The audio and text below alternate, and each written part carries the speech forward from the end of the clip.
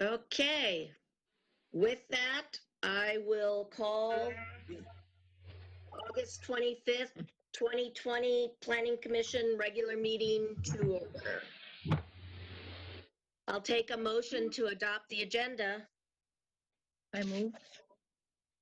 Second? Who was that? I said second. Thanks, Sherry.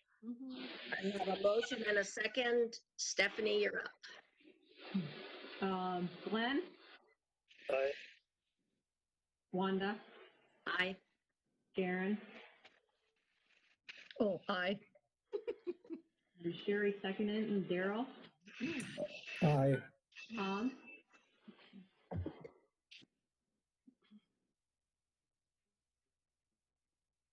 Did we lose Tom? Aye. There's Tom. Okay, and then Jim? Aye. Who made the motion on that one? I did. Sharon. Sharon. Oh, okay, sorry. I missed that.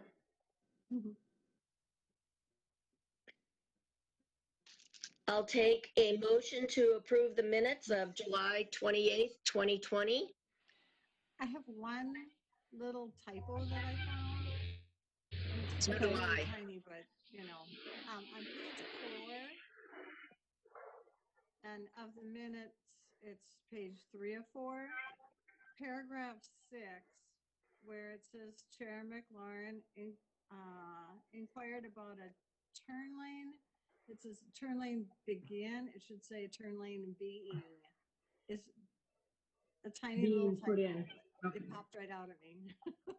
So, Okay. other than that, nothing. I also have one, and it's under 4.0, and it's the spelling of my last name Oh. right before 5.0. Same thing. Oh, okay.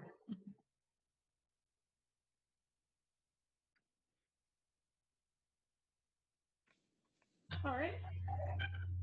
Okay, I'm back to taking an approval of the minutes. Motion to approve the amended minutes. I will Thank second you. Sherry.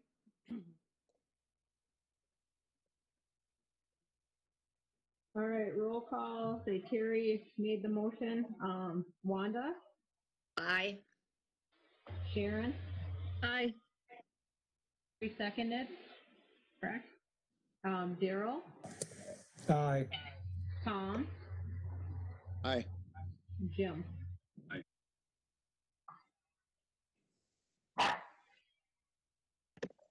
Motion passes.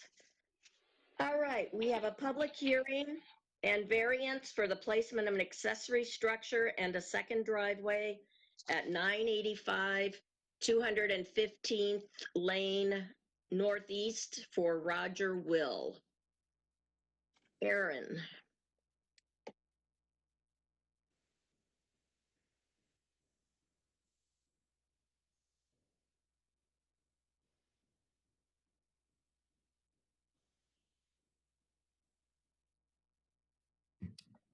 I apologize. Staff is requesting the consideration of a recommendation for a variance request for the construction of a detached accessory structure closer to the front property line than the primary structure, as well as for the construction of a second driveway on a property zoned R1 single-family residential. This property is located in the R1 single-family residential zoning district and is located within the Cedar Trails subdivision. The property owner recently obtained the property and is requesting a variance for the placement of a detached accessory structure closer to the street than the primary structure. In zoning appendix A, section 14-2F states no accessory building or detached private garage shall be located nearer the front lot line than the principal building, except when the lot is 3 acres or greater and the existing principal building is located a minimum of 200 feet from the lot line. Then the accessory building or detached private garage may be located closer to the front lot line than the principal dwelling, but not closer than 50% of the principal dwelling setback. In the case of a corner lot, the front line shall be located on the side which the principal building is addressed. The remaining lot side with street frontage shall meet the minimum front yard setback.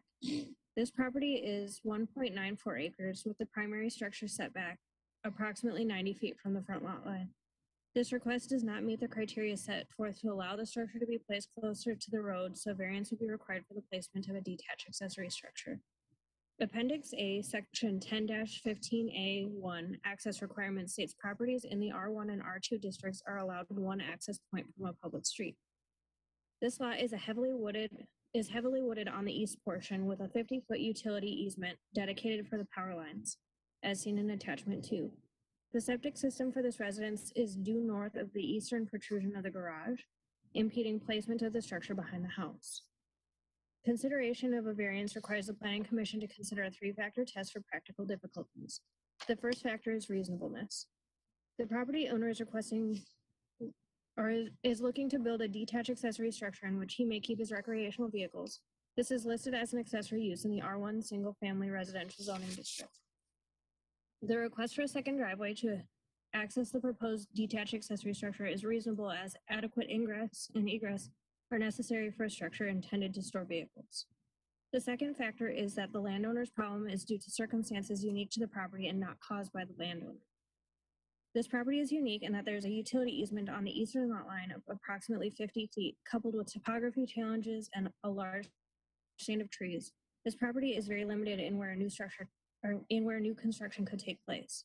Topography would make the expansion of the existing driveway as an entry point for proposed detached accessory structure difficult and may impede the use of the detached accessory structure for ingress and egress of recreational vehicles due to size. The third factor is that the variance would not alter the essential characters of this neighborhood.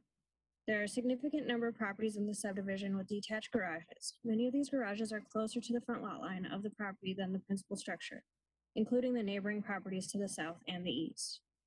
The proposed detached accessory structure would not encroach on required setbacks, so it will be even with the western neighbor's property existing residence. The construction of a new detached accessory structure will also maintain the character of the neighborhood by providing an enclosed structure in which the property owner can store recreational vehicles, screening them from all adjacent properties.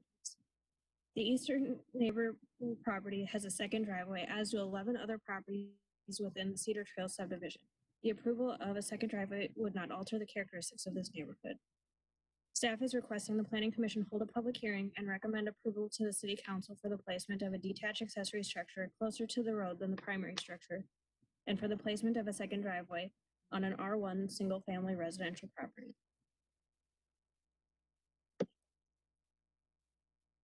Thank you, Erin. At this time, I will open the public hearing. Is there anybody online who would like to speak to this?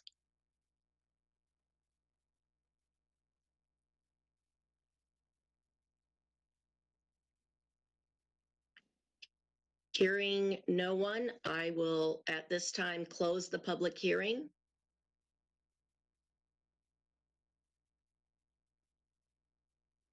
And I will entertain a motion for the variance and placement of accessory structure and second driveway at 985 215th Lane Northeast.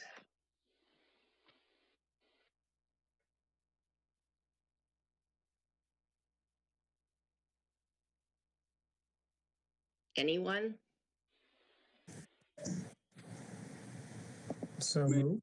Make to approve the structure and the second driveway for 985 215 Lane. Do I have a second? I'll second.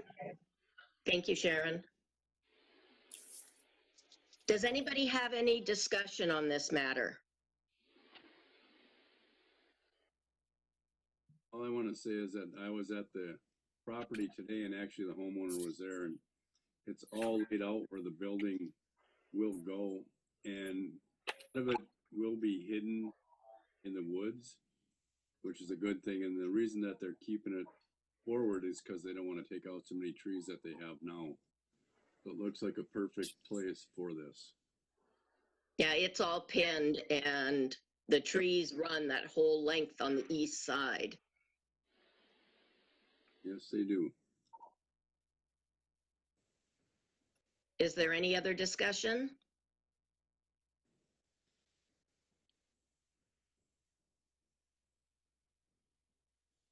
Hearing no other discussion, Stephanie, you want to take the vote?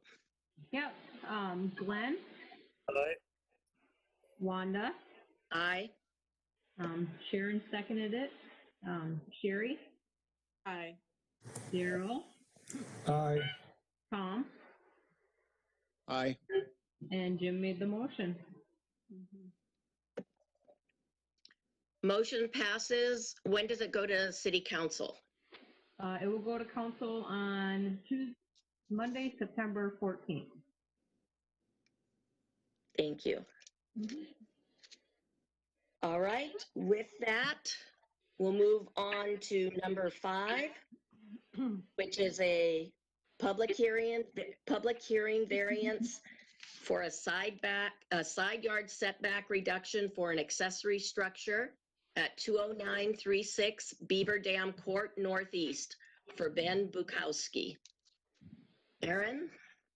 Staff is requesting the approval of a setback variance of 13 feet from the north property line for a side yard setback of 12 feet at 20936 Beaver Dam Court Northeast.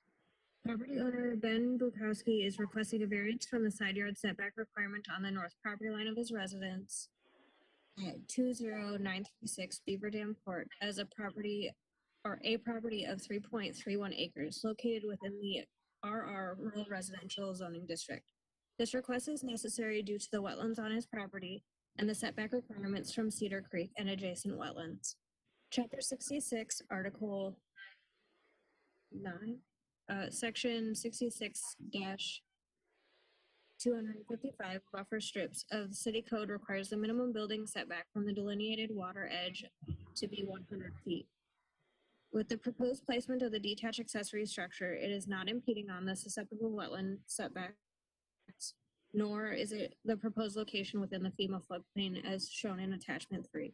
The proposed structure will measure approximately 32 feet by 56 feet for a footprint of 1,792 square feet. The Appendix A, Section 14-4A1 lists maximum square footage of detached accessory structures based on the parcel size, which allows for up to 2,475 square feet on properties of 3 1/4 acre.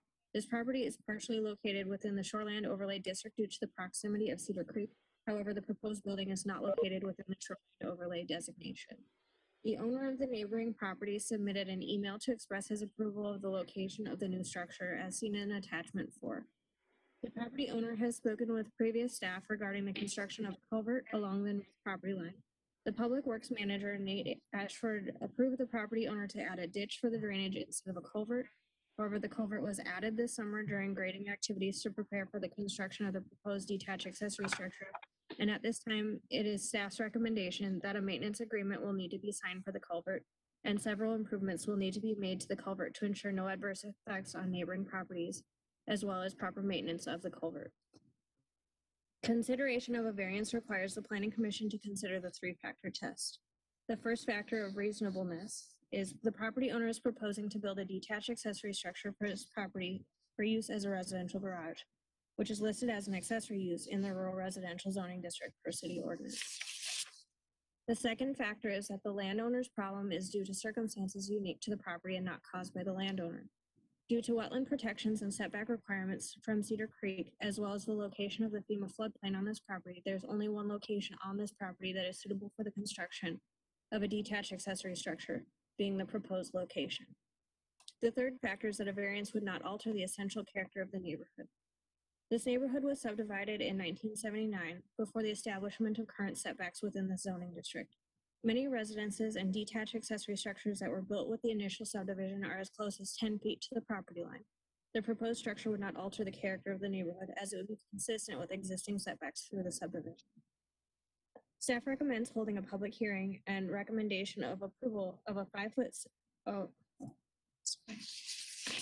recommends approval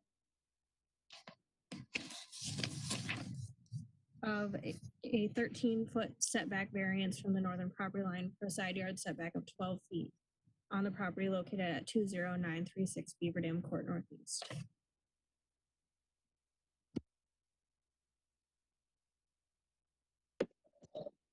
At this time, I'll open the public hearing. Is there anybody out there who would like to speak to this?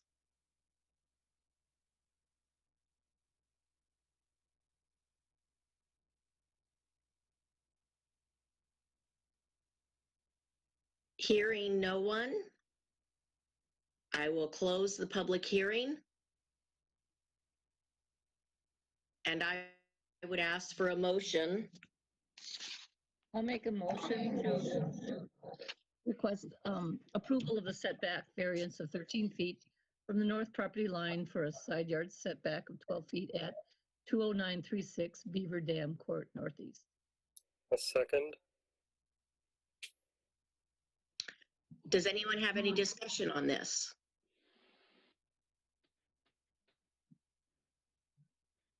I have a question. Aaron or Stephanie, what other things do they have to do for the culvert other than the maintenance agreement? And you said there were a couple other things that needed to be done? So I had spoken with Nate, and he is requiring that a paved inlet go in, and that because right now it's riprap, Mhm. so he wants a cement entry to the culvert. Right now he is working on approval of the maintenance agreement that will outline the criteria that's required for the culvert. And that'll that's all going to be part of this, part of the variance? Yes, it's written into the requirements on the resolution. Okay.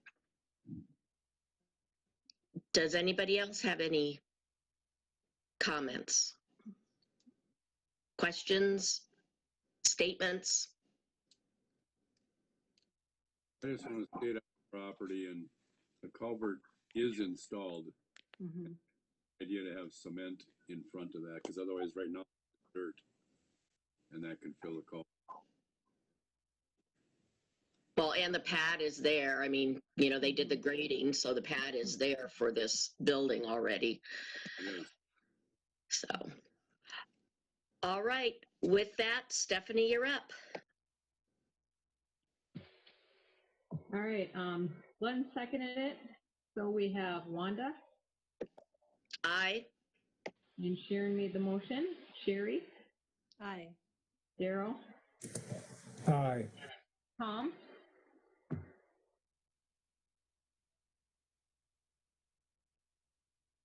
Tom? You lose Tom? Well, Jim. Aye. All right. Tom, you're on mute.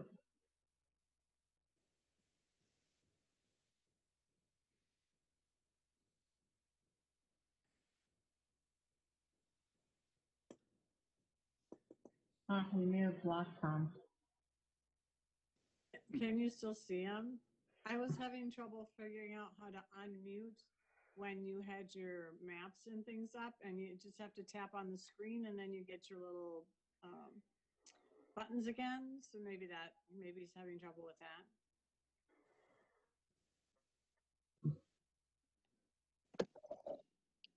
Do you want to wait, Stephanie, or? You can move on. Okay. All right. That brings us to item 6, which is a public hearing and an IUP for farm animals at 23138 Sunset Road Northeast for Janelle Morse. Whoever's up. Aaron? Staff is requesting recommendation to City Council for the approval of an interim use permit for the keeping of 2 horses, 2 goats, 2 ducks, and 5 chickens on a property zoned rural residential. Janelle Morse is requesting an IUP for the keeping of 2 horses, 2 goats, 2 ducks, and 5 chickens. An IUP is not required for the keeping of up to 10 chickens on residential properties over 3 acres per Chapter 10, Article 5, Section 10-151J2A.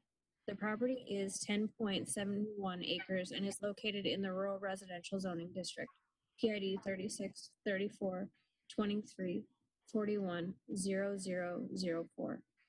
City Code, Chapter 10, Article 5, Section 10-151 requires a minimum of 1 fenced acre of pasture land, plus any indicated fraction thereof must be provided for each animal unit described. Ms. Morse submitted a site plan showing approximately 3 acres of fenced pasture land with an area for an additional acre if required. Staff recommends in addition to the 4 acres of fenced pasture land specified as the code specified, animal units for the pasture land require 1 acre per equine and 0.5 per goat for a total of 4 acres. The addition of 0.4 acres of fenced pasture land to meet the requirements of 0.2 acres per duck. Chapter 10, Section 10-151J3 outlines coop requirements for chickens at 6 square feet per chicken per pen and 2 square feet per chicken per coop.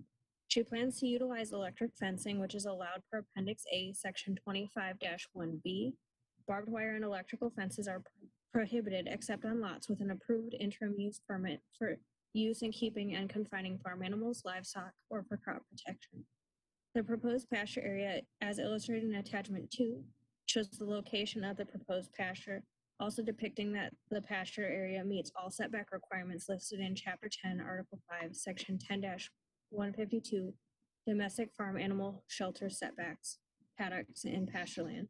There's an existing shelter for the horses that will be utilized.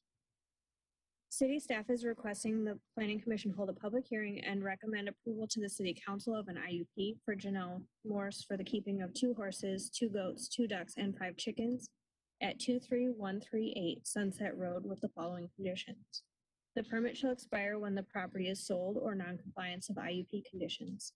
The property owner shall have 30 days to remove the approved farm animals upon expiration of the IUP. Conditions of the IUP must be met no later than October 1st, 2020. Failure to meet conditions will result in the null and void of the IUP. The property may be inspected and evaluated annually by city staff.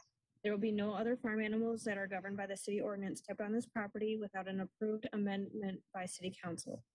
Applicants must comply with City Code Section 10, Article 5, farm animals.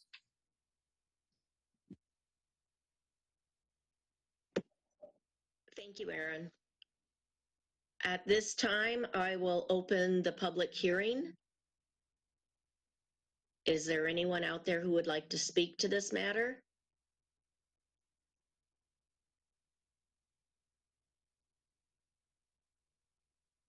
Wanda, this is Sherry.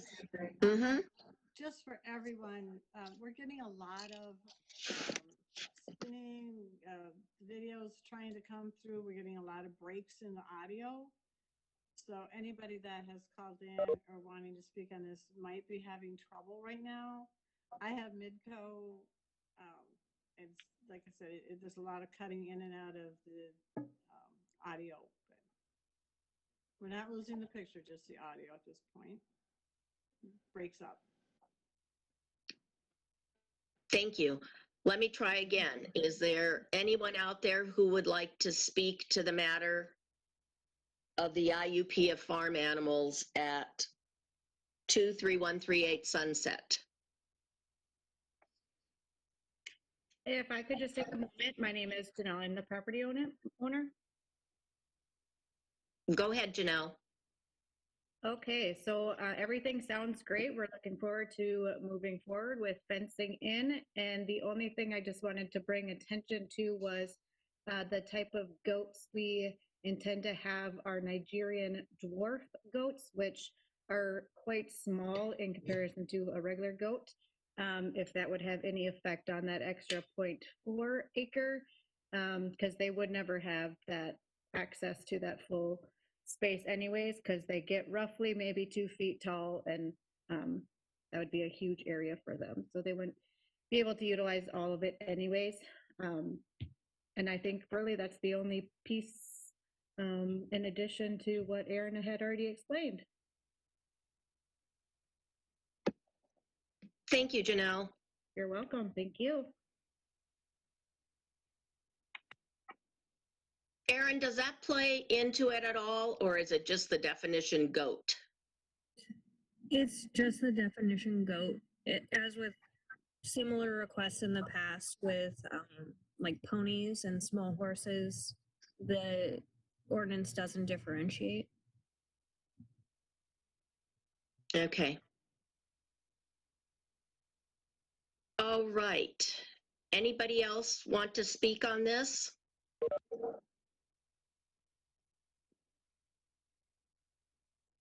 Okay, at this time, I will close the public hearing. And I would ask for a motion.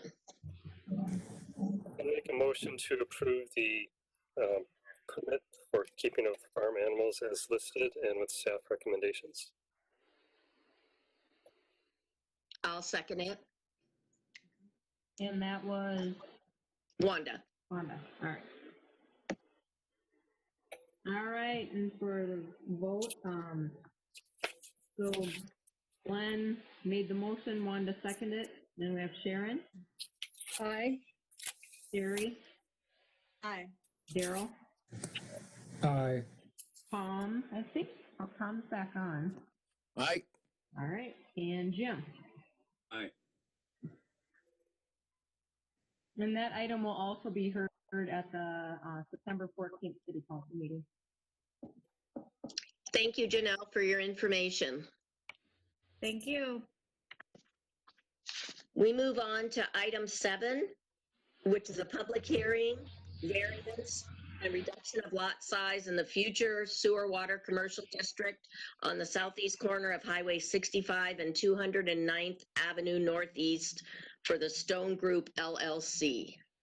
Yep, so the property owner, Stone Group LLC, is requesting to reduce the lot size in the B2 Central Business District. This district is the future sewer and water area.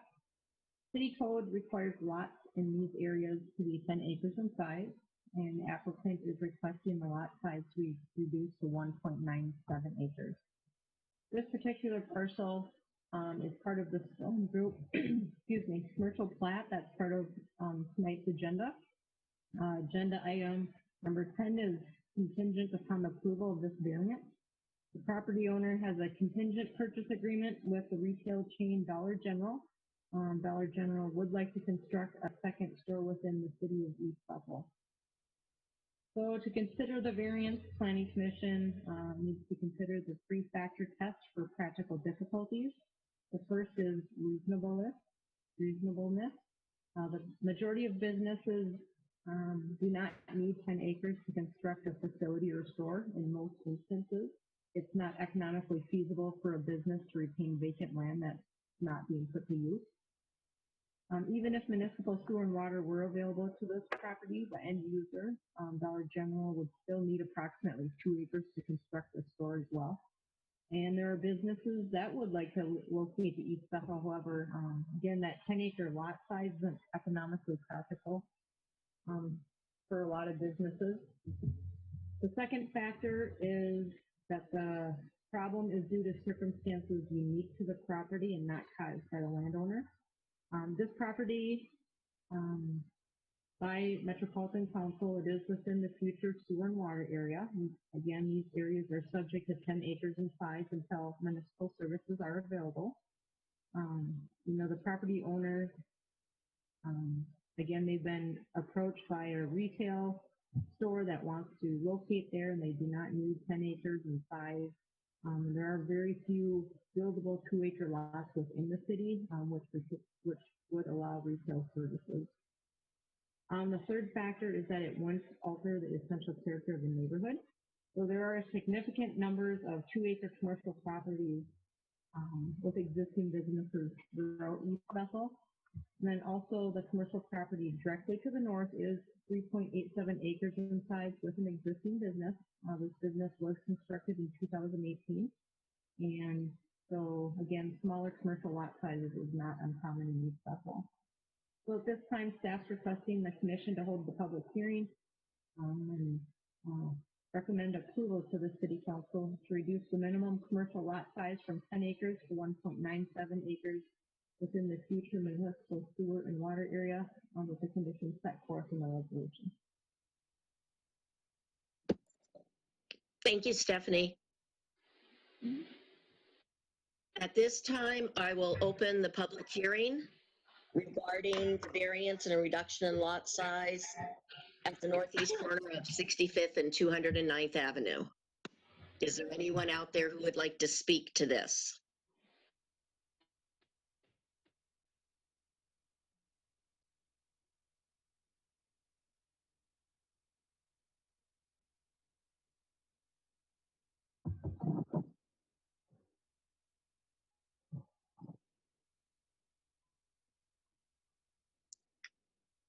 Seeing and hearing no one, I will close the public hearing.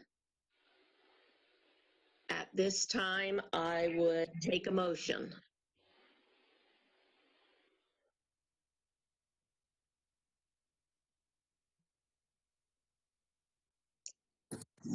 I move to approve the reduction in lot size in the future sewer water district for construction along 165 and 209th Avenue for Stone Group LLC.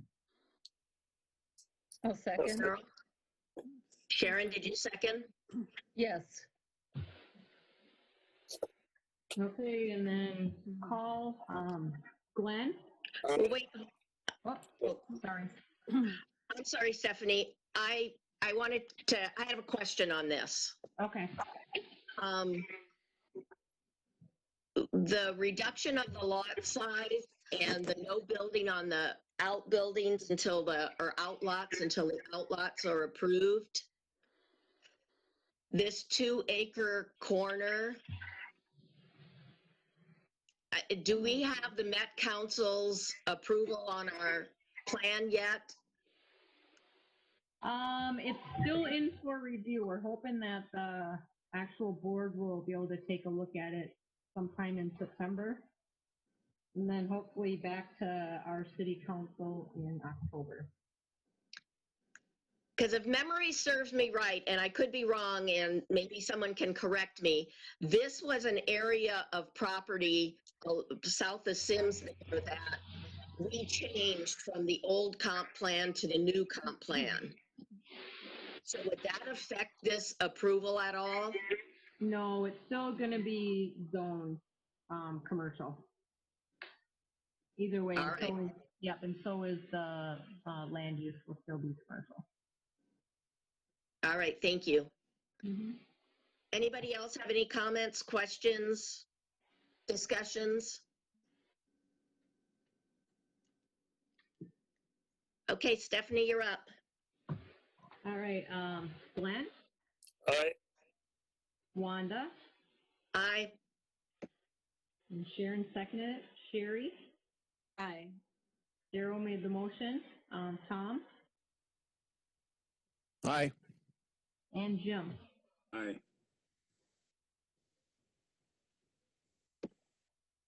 Motion passes. Is this also September 14th? Yes, this is the council on September 14th.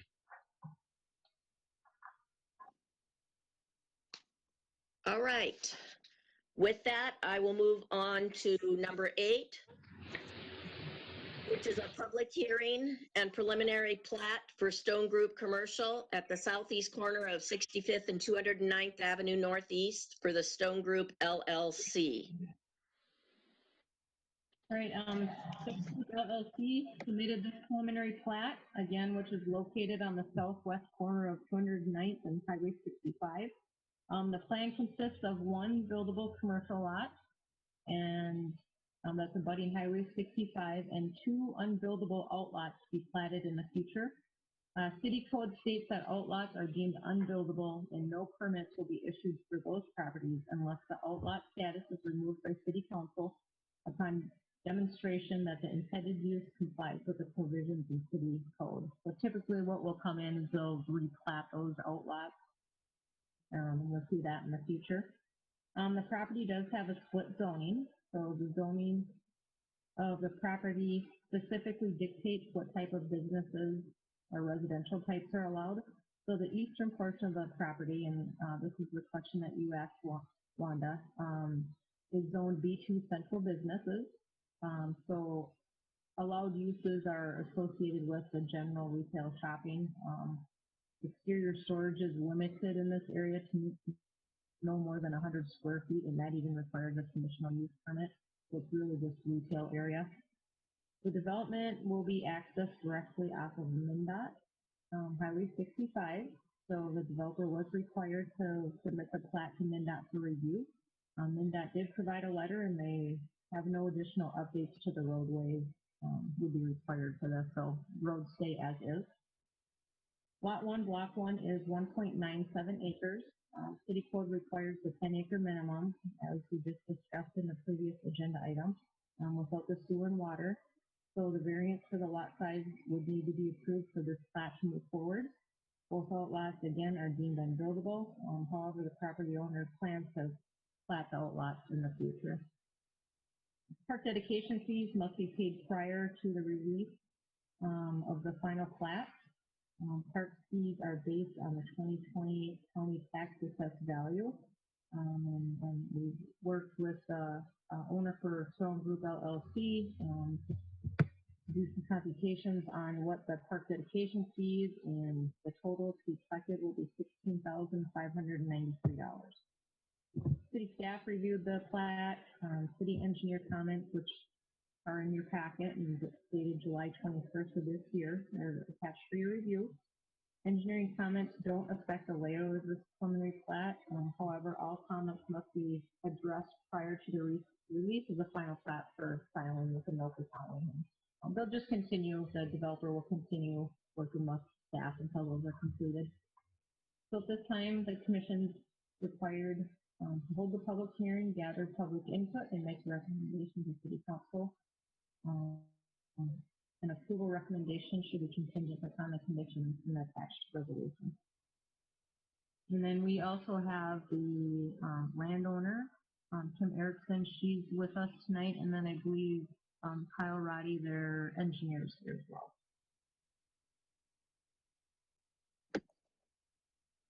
Thank you, Sharon, or Stephanie. At this time, I will open the public hearing on the preliminary plat for Stone Group Commercial at the southeast corner of Highway 65 and 209th Avenue Northeast. Is there anyone out there who would like to speak? I'm Kim Erickson, represents Group LLC, and I hope you approve it.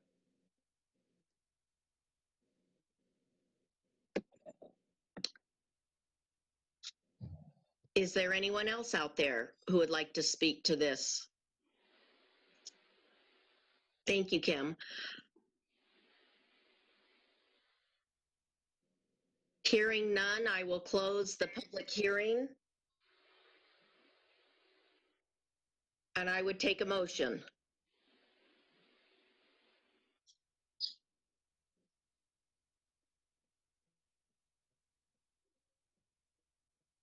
Anyone?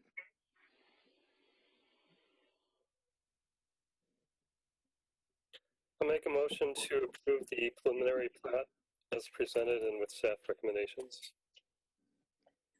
This is Sherry. I will second that. All right, and I'll take call. Glenn made the motion. Wanda? Aye. Sharon? Aye. And Sherry seconded it. Daryl? Aye. Tom? Aye. Yeah. Aye. All right, and this goes to City Council on September 14th.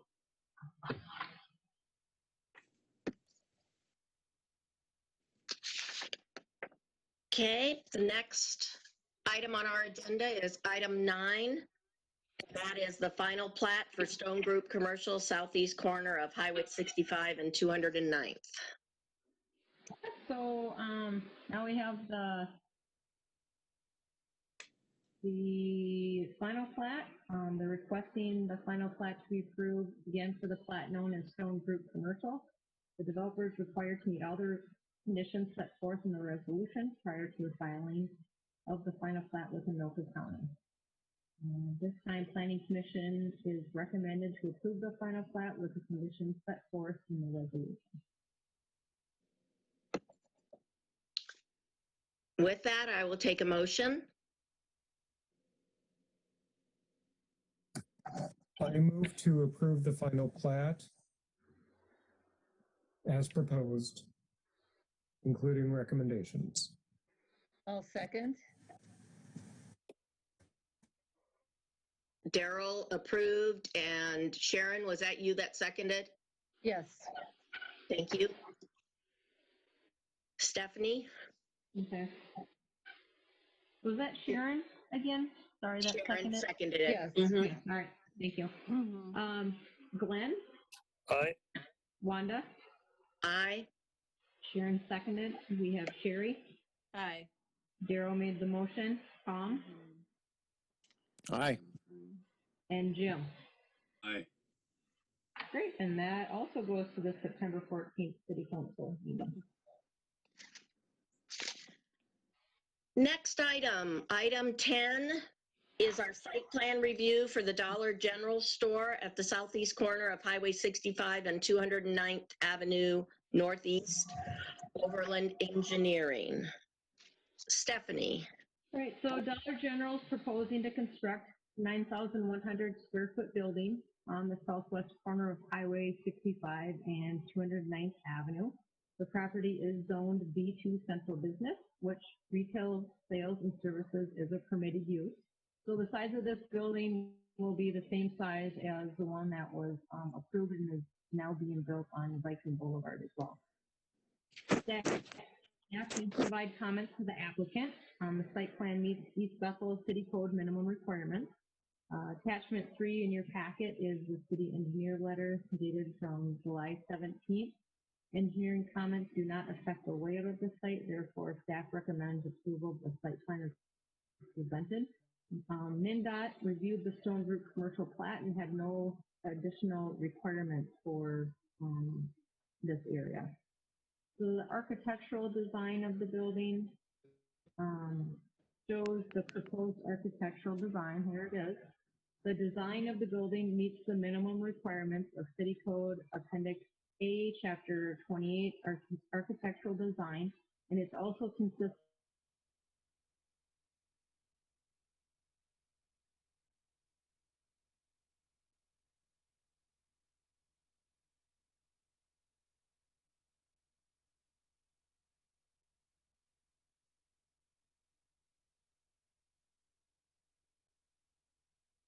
to have in the central business area.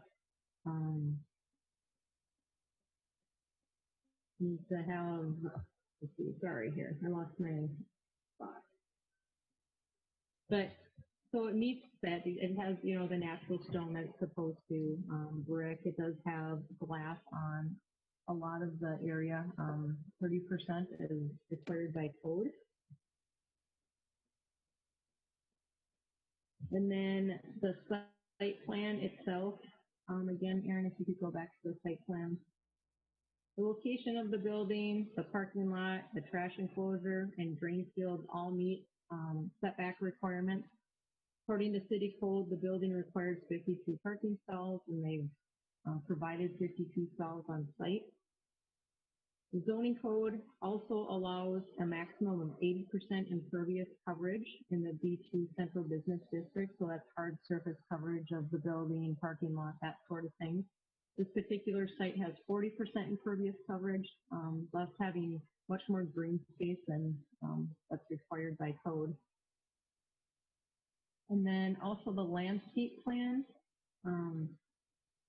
that meets code too. Well, I messed up here. In my report, I have to redo this, but anyways, they do meet the requirements in code. I checked the species of plants and all of them fit our zones here and are salt tolerant and such. So they do meet the requirements of the landscape plan. So at this time, the commission's requested to discuss the site plan, the architectural design, and make recommendations to the city council. So if commission recommended a change to the site plan, a condition would need to be added to the resolution. And recommendation of approval should be with conditions set forth in the attached resolution.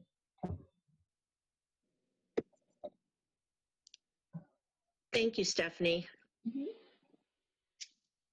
At this time, I will take a motion to approve the site plan review for Dollar General on the southeast corner of Highway 65 and 209th. Well, I have a comment that would be needed to be included in the motion if people agree with my point. I have a few comments. Do we want to make the motion and then go to discussion? Normally, we would do discussion first because that may affect the motion. So the motion should be the sum of what we've discussed and. All right. Go ahead, Glenn. I just want to point out that on the previous Dollar General on Viking Boulevard, we had talked about with the different options presented that an awning over the front windows would be a good addition. And this seems a more prominent site in 22, so maybe we should consider for that as well.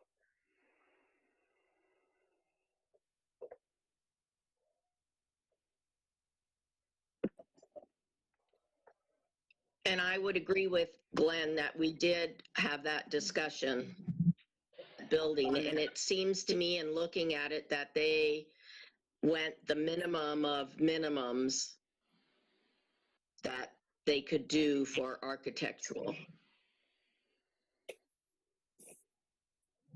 This Right. is Sherry. This- Did you Go have ahead, something? Sherry. Okay. Sherry. I had similar questions, wondering if the building was gonna look exactly like the one on Viking. I know they have multiple designs that they use when they're going around building these stores, so I just want to get a feel for how it differs or how it's the same, and I wanted that to be part of the public discussion, so, thank you. The footprint of the building is the same, so it's the same size. The brick colors or the block colors are different on this one than the one on Viking Boulevard. And that's about the only difference. And then the Viking Boulevard one does have the awnings and this one does not have the awnings. So this particular building is more similar in colors as to that small engine across the street. And my comments are, if this meets the minimum requirements of the cities, then I'm fine with it. This is Tom. If it matches the design and it's very similar to Pat's small engine, I'm in favor. But I'm not a real fan of the awnings as we put in on 22. I like the design of this one myself better. I think it's just a little different. I think if we do everything the same or similar, then we have, unique and everything's all the same.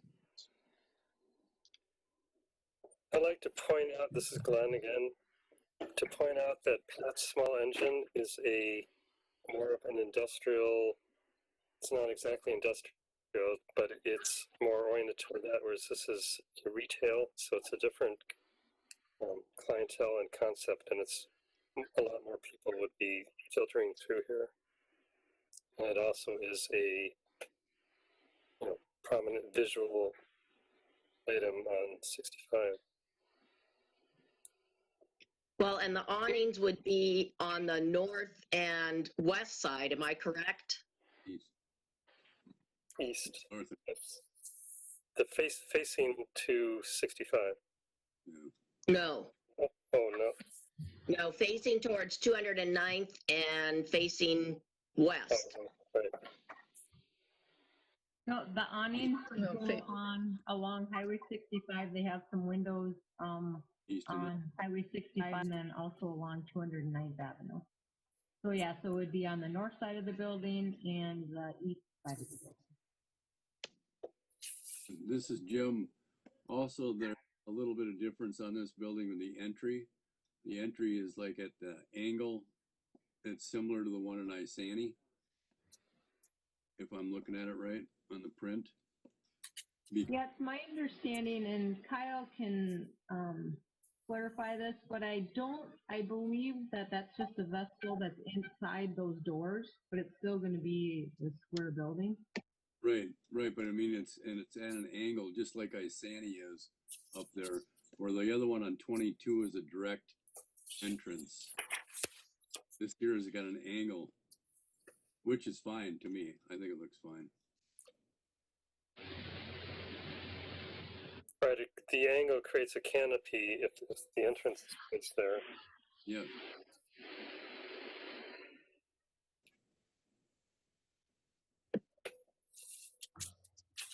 I would just say that, Go ahead, Sharon. I would just say that I would not be in favor of requiring additional expense if it's meeting the minimum requirements of the city.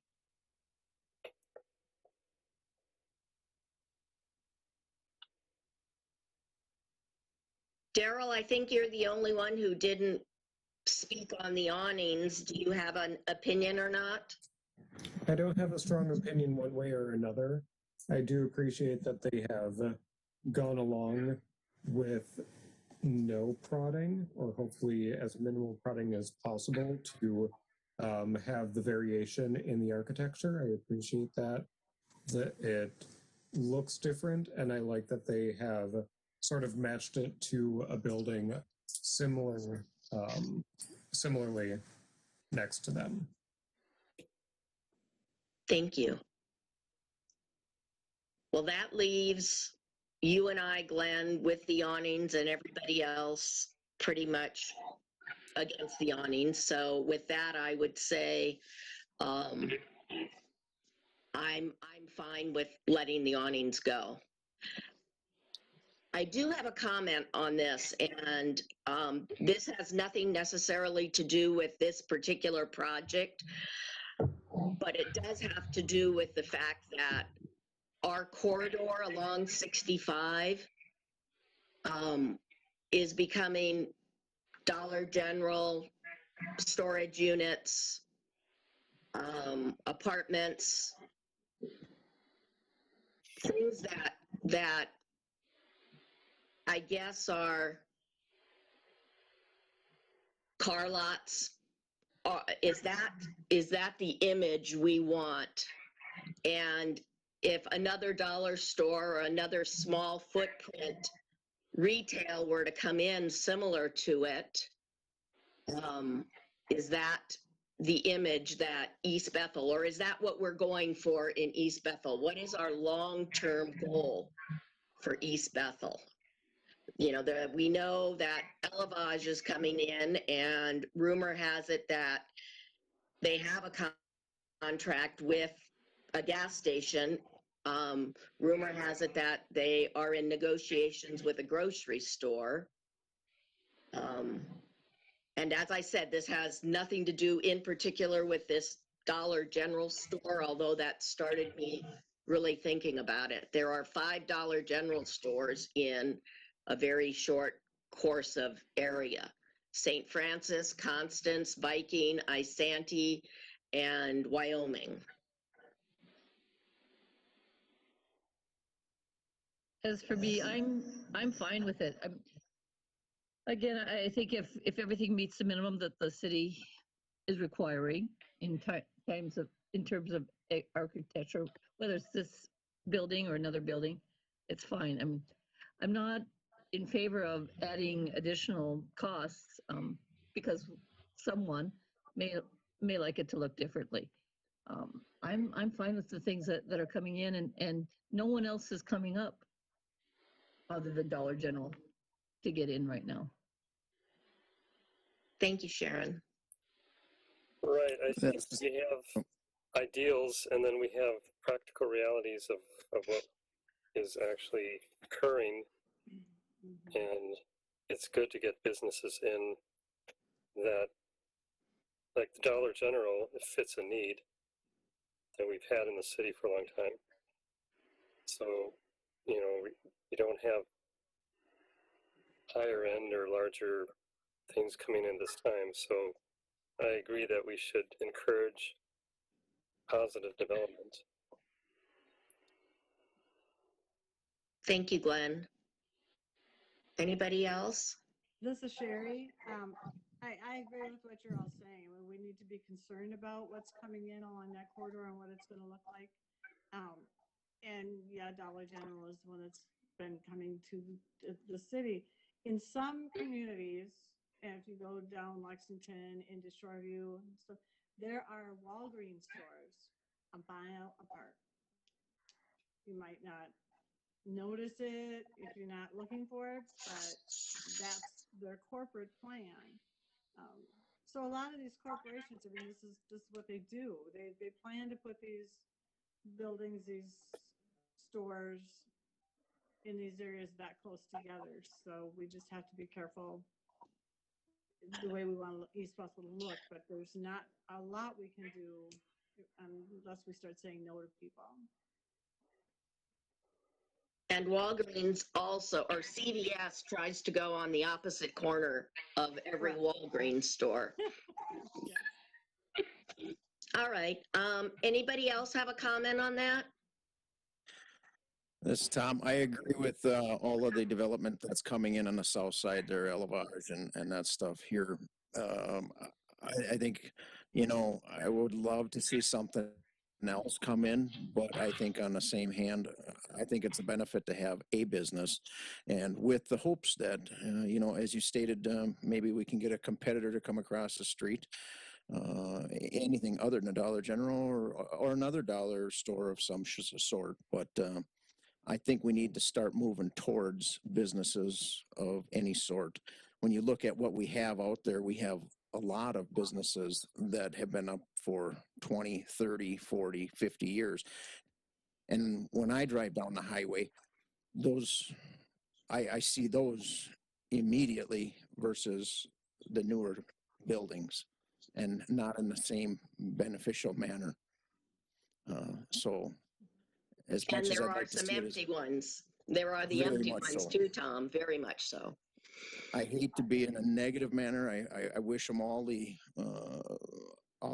effort to be prosperous, but maybe to the same extent, $6 generals within 10 miles.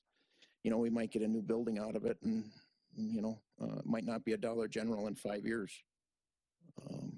But that's my take on it. No, thank you. I just wanted to put it out there and get opinions. Who am I missing? Jim, do you have comments? Jim and Daryl. I agree with what Aaron says, and basically most of the comments I've heard. The thing is we can't chase businesses away, no matter if they're Dollar Generals or whatever. And I think the looks of the newer stuff, it'll represent East Bethel well, because our codes and ordinances, they are good looking buildings that we're allowing to come in now versus some of the ones that have sat there for many years. And so when people start seeing that there is some nice looking stuff there, hopefully it'll draw more into our city. Thank you, Jim. Daryl, do you have anything? Yeah, I would just build on everything that people have been saying. I think that the city architectural standards are really helping everything look good and clean and polished. And we're moving towards a look for East Bethel, which I really like. And since I've been on the commission since earlier this year, we've had two Dollar Generals come in, and we've had really good discussions on both of them. I think this is an excellent move for the city, and we're moving in the right direction. We're getting more businesses. And I think by bringing these businesses in, we're showing that we're friendly, not only to small businesses, because I really love our small businesses that we have here in the city, but also retail chains, and showing that we can accommodate both and that both can exist in harmony. Thank you. I'll just close by saying I agree with everything we're all saying, and just it was food for thought and something to put out there and get opinions and see where we're going from there. So with all of that, who would like to make a motion?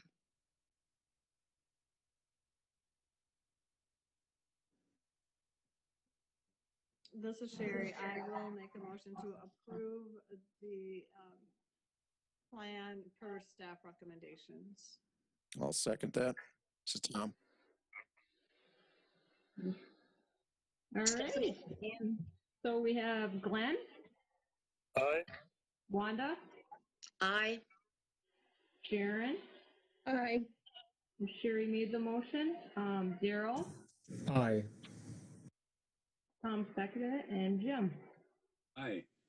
And this will also go to City Council on September 14th. Thank you, Stephanie. We're on to item 11, which gives me Mr. Harrington. Good evening, Planning Commission members. First thing here is we approved the variance for reduction in the lot width at right-of-way on 1800 208th. We approved the administrative lot split for 1800 208th. We approved the site plan review for commercial building 204-18 Highway 65 U-Pole and Parts. And we approved the site plan for self-storage facility expansion at 20563 Aberdeen Street. That's a storage unit. And then last night we approved the ice arena return to participation with an emergency preparedness plan. And finally, I had a conversation with Brad from the president of the chamber. There's going to be a meet the candidate sometime like early October. It's going to be virtual. It'll be the 7 candidates for council, the 2 for mayor, 2 from the chamber, and 2 from the seniors. And that's what we're going to allow in City Hall, and it'll be on TV, Channel 10, YouTube. So I just want to get that out there. And that's all I've got. And I will go a little further on what Tim said, and I think we tentatively have a date of October 8th if the city can make that work for the Meet the Candidates. And tentatively, we're also doing the Chamber Sunrise Breakfast that morning on October 8th. It will be held outside at Route 65, and we're limiting it to the first 40 participants who get their reservations in. And since he can't do buffets, he will just have the breakfast served to you. So that was as of this morning's meeting. Does anybody have anything else to add? No? With that, I'll take a motion to adjourn. I'll make a motion to adjourn. Second. This is Tom. Roll call. We're all in favor.